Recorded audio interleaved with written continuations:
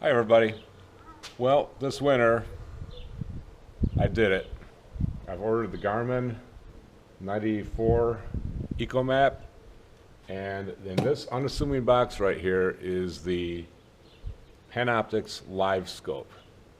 And if you don't know anything about that, stay tuned. This is the technology of the future right here.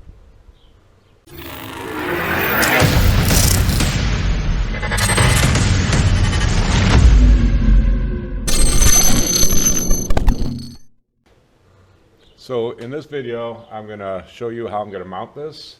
We'll mount this on one of our precision sonar brackets. And I've got my trolling motor is an Altera right here. And this is the self-deploy and stow. So you hit a button and the trolling motor is going to deploy, and the shaft runs through this housing right here. And so I cannot mount this onto the shaft, and I could mount it onto the barrel of the trolling motor head, but then I'm going to have wire that is going to kind of get in the way. So Precision Sonar out of Kentucky makes a way to mount this onto the trolling motor. So we're going to basically show you how to mount that. We'll show you how to wire and mount the Garmin EcoMap and then the Live Scope as well. I'll put a link down below to all of these items that we'll be using in this video. Alright, so what I got is this EcoMap Plus. It's a 94 SV, and I got this because I want a pretty good size screen, but I didn't want to pay the price to go all the way up to like a 10 or 12 inch screen. So this is it's a 9-inch screen. This unit is going to be solely dedicated to the Panoptix Livescope. I'm not going to use it for navigation. I'm not even going to hook up the transducer at all. It's the only thing I'm going to use it for, because I have 3 other units, Humminbird units, on my boat. So we're going to do a little unboxing here. And as you can see, this is the unit.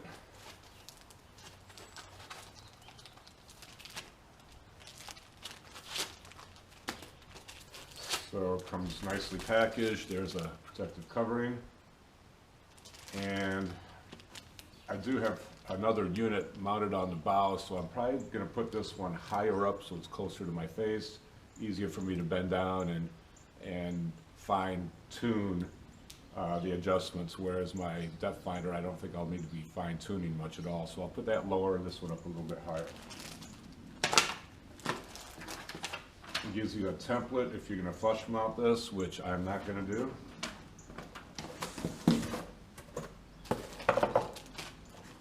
And we've got, looks like the power cable with an inline fuse, that's really a nice feature that the inline fuse is in there. Doesn't look very long. Looks, I don't know, this is coiled up. I'm guessing it's only 4 to 6 foot long power cable, so that doesn't sound good. These look like little gasket type things.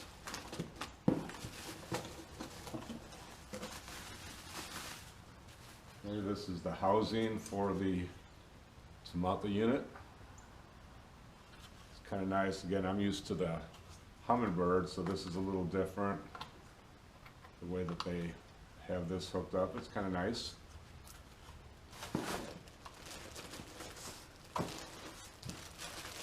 Let's see, we've got some, I believe this is called a Cradle right here. I have looked online a little bit. I believe that's a Cradle. We'll look at that more in detail as we start to mount everything.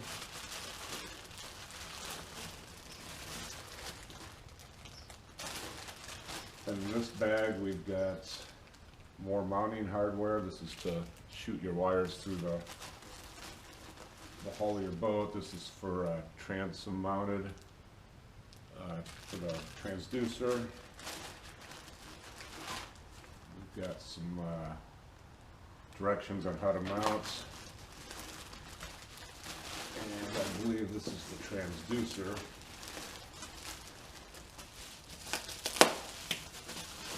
which, as I said, I'm not even going to use this, so I'm probably going to end up selling this. But it's a very large transducer. I'll keep all this stuff together, so if I sell it, it'll have all the mounting hardware and wiring and everything else that goes with it. So put that back. And also in the box is just some other information with your warranty and some directions on mounting. So there you go. That's what's inside the box of the EcoMap 94. All right, so this is the Panoptix Livescope. So let's get into this box. So this is what they call the black box. It's kind of like the brains of the unit. It's a very sturdy, heavy piece of equipment. You can see here's the ports. That's a networking. This is the power. I'm not quite sure. I think this is like a Ethernet to connect different things, but I don't know yet. I haven't really looked at the instructions. And this looks like it's probably a ground. There's no switches on it. It has lots of vents for cooling, so I'm assuming this is going to get pretty hot. I know from my research I've been told that this should be mounted somewhere where it gets plenty of ventilation, which can be tricky, so we're going to have to figure that out in my boat.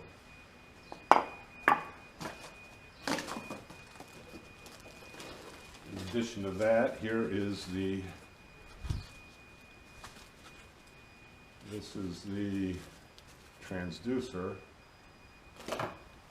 Looks like a lot of cable. This is what the transducer looks like right here. And I don't know, I'm guessing this is probably like 20 foot coiled up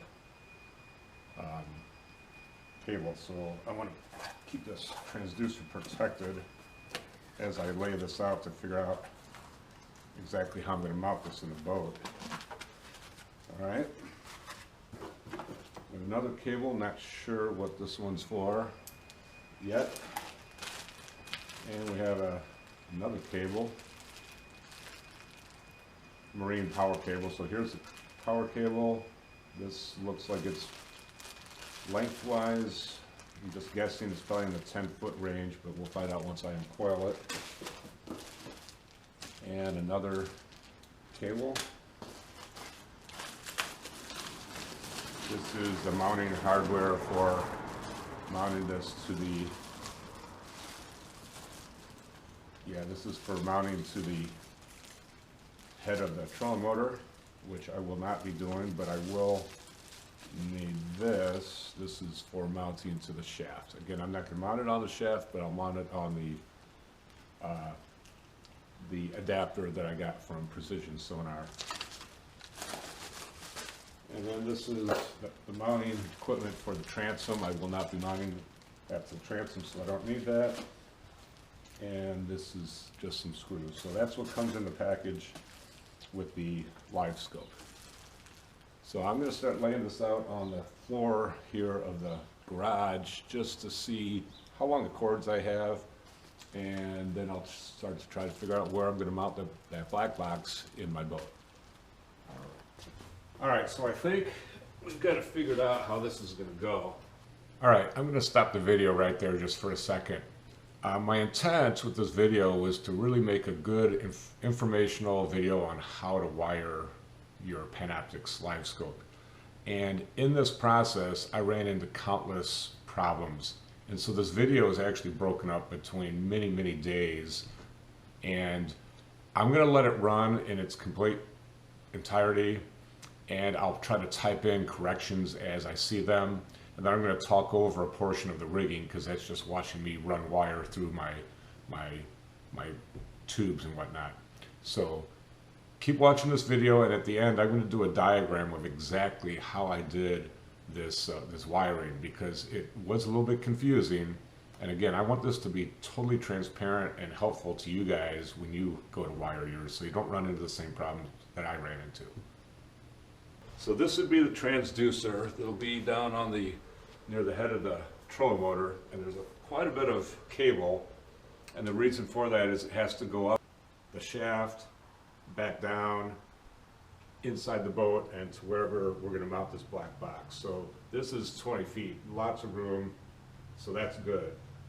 Here's the unit that I will not have to hook up to power. It'll hook up to this, which will hook up to power. So all I need is a network cable, and it looks like they sent me about 6 feet. So that could be a problem depending on where we want to mount this black box. If I want to mount it onto the console, I don't think this wire is going to work, in which case I might have to order an extra one. And then this wiring right here is what has to feed to the battery. And it's kind of nice, they did give you an inline fuse, but this is again maybe 6 feet long, so if I mount this under the console, that even 6 feet from there may not work. So I may have to splice in some wire for this. And then what I don't understand, there's a ground right here, and there's absolutely no wire in the box. There's no wire at all. So I don't know if they expect you to just go out and buy your own wire, or if mine didn't get it shipped with the shipment. But anyway, the instructions, what I'm finding, aren't very good. I actually did scour the internet and YouTube trying to find people that have wired theirs, and it's kind of lacking, so that's why I'm making this video, to help you guys. But I know every boat's a little bit different, but now that I know how it's going to work, now we're going to put it up in the boat and try to figure out where's the best place to mount this box. Okay, at this point, I think I'm going to mount my black box in either the starboard or the port side storage compartment. So that's what I'm digging in there, trying to figure this out. I also have some electrician's fishing tape, they call it, to help you run wires.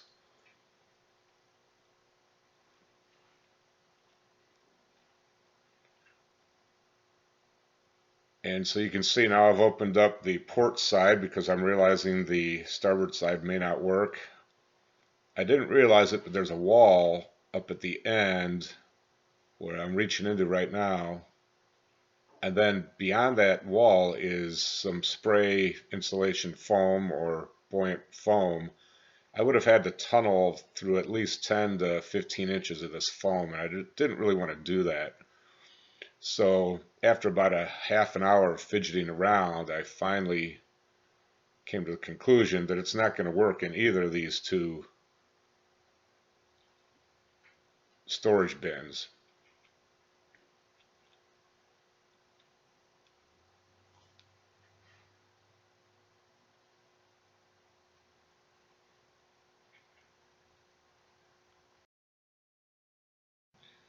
So the rod tubes that hold my rods shoot up into that bow section that I keep poking my head into and looking through, and that's where I came to the realization that that's going to be the best way to do it. So here is the black box. It's just sitting in there. It's not screwed in yet, but you can see I've run the wire now, and that's where it's going to mount.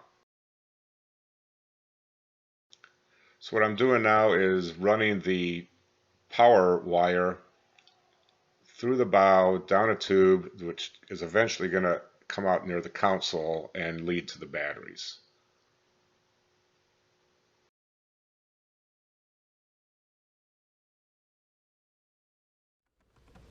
Alright, so once you have it hooked up, you should see a green blinking light, like that.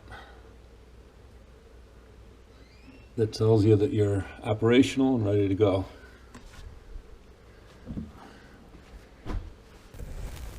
This is what the finished product looks like inside my rod box, with all the rods rigged up.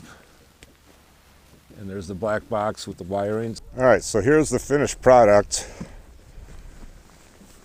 There's my precision sonar mount with my Humminbird. I put my Garmin 94 on the ram mount, and I don't know, I might change how I have these tilted, but I like them facing up towards me so I don't have to bend over too much and hurt my neck.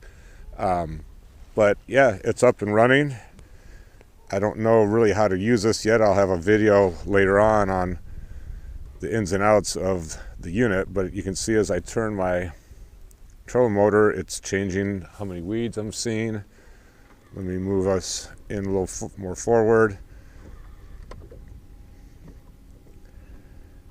I still have to learn how to use the gain, so there'll be other videos on how to use this unit. But as far as the rigging and wiring, it was a little bit of a challenge, I'll be honest. I cut through one of my tubes and ran the wire right through one of the rod tubes. And that's how I connected them. I'll show you in more detail on a diagram how this runs, but basically it goes down the starboard side of the boat. There's a tube for wires, but I've got so many wires in there right now that I couldn't get these wires to run through the tube all the way to the battery, so I had to come out here. So this looks a little janky right now, not real happy with that, but it goes underneath the carpet, and then right here is my battery box. So inside the battery box, we're all wired up to the cranking battery, and then these batteries are for the trolling motor. Alright, I hope this shows up for you. I took this off the Ranger website. This is my 620. It's a little newer model, but basically everything's the same as far as the layout. So let me give you a frame of reference. Here's the battery compartment. Here's my rod locker. This is front starboard storage, front port storage, a little cooler, and a little live well. Then here's the console. And up here would be the trolling motor. So what I ended up doing is I put the black box in probably right about here inside my rod locker. I have it standing on its end, as you could see, so it used up less space. The problem was I could not run the wire down this tube because the diameter was just simply too thin. There is a tube running this way that has the trolling motor cables, and after checking on the internet and asking people, most people said I wouldn't do it. You're probably going to have to rewire it because of the interference. And I didn't want to, I'd already spent many hours on this, and I didn't want to run wire all the way to the battery box just to find out that it wasn't going to work. Plus, I couldn't put the black box down here in the battery box. I wanted to originally put it here at the console underneath where it could get a lot of air movement and cool off, plus I could see it very easily, but that just wasn't going to happen because that the transducer cable was not going to fit through this tube. It's about 1.25 inches round, so that ruled that out immediately. At first I thought that the transducer cord was plentiful. It was about 20 foot long, and I thought, well, that's going to be a lot. But by the time you go up a 72-inch shaft and then back down a 72-inch shaft and then start running that wire, there's not a whole lot left over. So quite a bit of it was used up, and it would not have reached all the way to the console, as it turns out. All right, so let's get into this. So I'm going to use pink for my power. Okay, hopefully you guys can see this. So here's the power. So the black box needs power to go to the batteries. I can't run it through here because I would have to drill through things. So I actually ran it back this way up the tube, and then I routed it down the starboard tube, and then I popped it out here, and then I had to go under the carpet to the battery box. And the reason why I did that is I just simply have too many wires, because I have 4 units now on my boat, 3 Humminbirds and now the new Garmin. So it wouldn't continue to go through its normal route. So that's the power for that. Now I also mounted my 93 EcoMap right here, and it needs its own power. So I just routed that along parallel with the same routing, and so I ended up buying 50 feet of cable, and I thought that was plenty.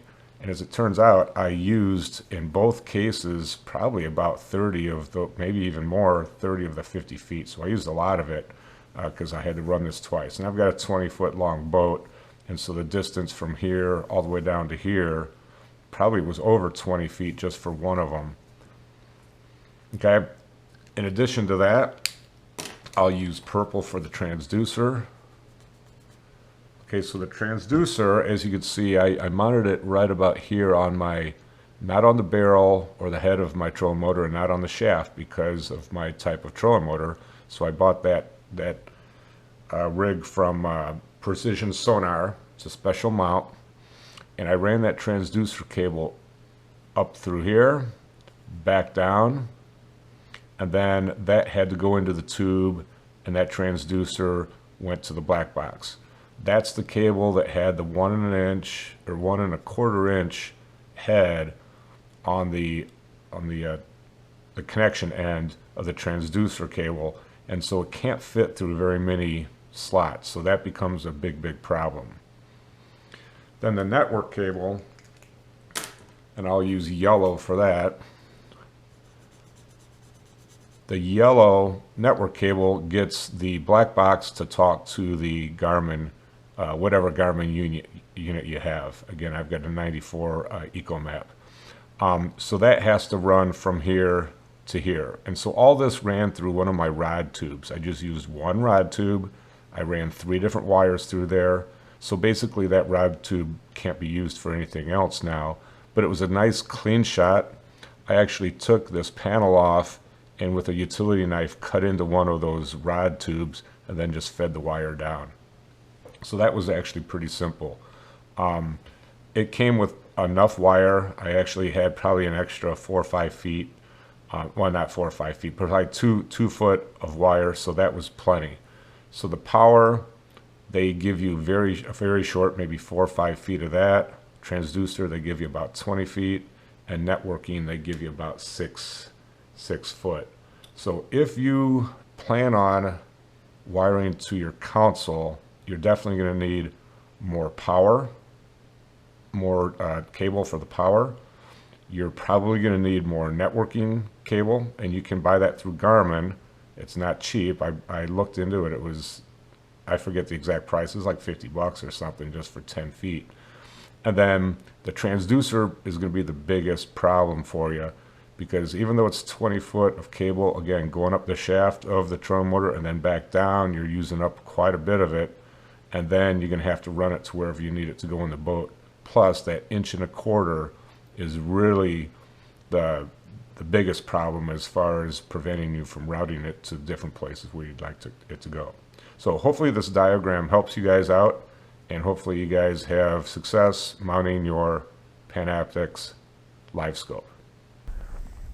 So all in all, the wiring and rigging was a little bit of a pain, I'll be honest with you. I've rigged, I don't know, for the last 30 years, I've rigged countless trolling motors, depth finders, usually Humminbird. The directions that came with the Garmin were not good. I ended up using a group on Facebook called Panoptix Livescope group. It's a private group, you have to ask to join. If it wasn't for that group, it would have taken me a lot longer to do. I tried to use Garmin's help, and they just didn't respond. They weren't very good as far as getting back to me. So I'm not real happy with that, but the unit so far, I plugged it in and it's already up and running, and I can tell it's going to be a fantastic unit. Just going to take me a while to learn how to use it, but I'll be using that Facebook group quite a bit. So thanks for watching. Hope this helps you guys to figure out how to rig your boat with the Panoptix Livescope. See you next time.